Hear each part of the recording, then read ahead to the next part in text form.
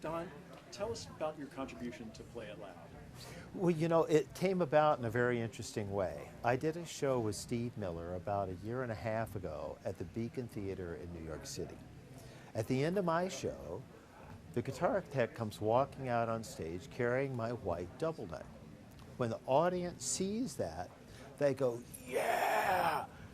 And sitting in the audience is the curator for the museum, Metropolitan Museum of Art. He sees this moment and goes, there's a correlation between the instrument and the song and the audience. They recognize that song coming just from looking at the instrument.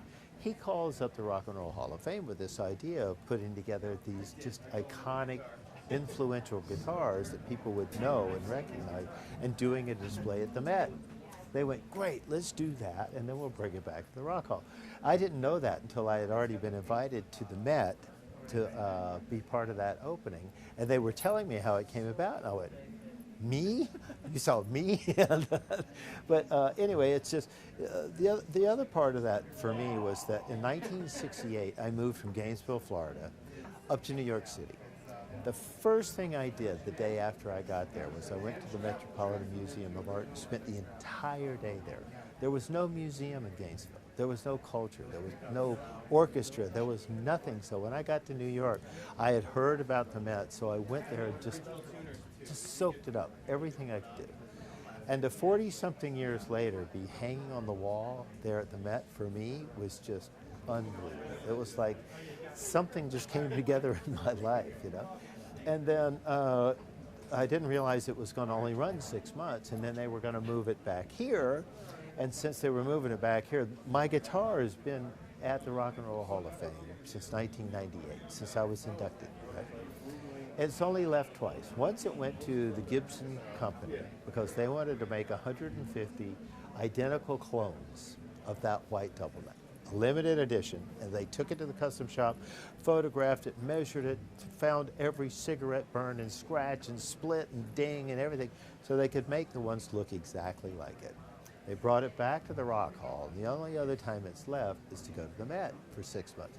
Now that it's back home, I just had a lovely conversation with it. It says, thank God, whew, I'm really glad to be back here in my own bed, back in my own home. How does it feel to see it amongst all these other instruments? And what of those instruments jumped out at you? Well, I would say the number one instrument that really jumped out at me was the white Jimi Hendrix guitar from Woodstock. I went to Woodstock. I saw Hendrix play that guitar at Woodstock Live. And when I saw that and realized what it was, boy, did it take me back to 1968, in the middle of that rain and mud fest, and seeing Carlos Santana, and Crosby, Stills, Nash and Young, and Janis Joplin, all those people that were there. And to see that, the other things was there are two Everly Brothers guitars that are there. I loved the Everly Brothers growing up, and that they were just a huge influence. I have an Everly Brothers guitar exactly like that one, those two that they have, with the stars in the neck.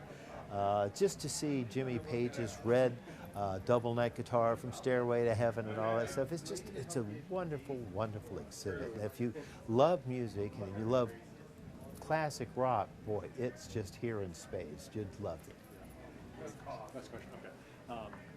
You're one of the select few who have been inducted into this Hall of Fame.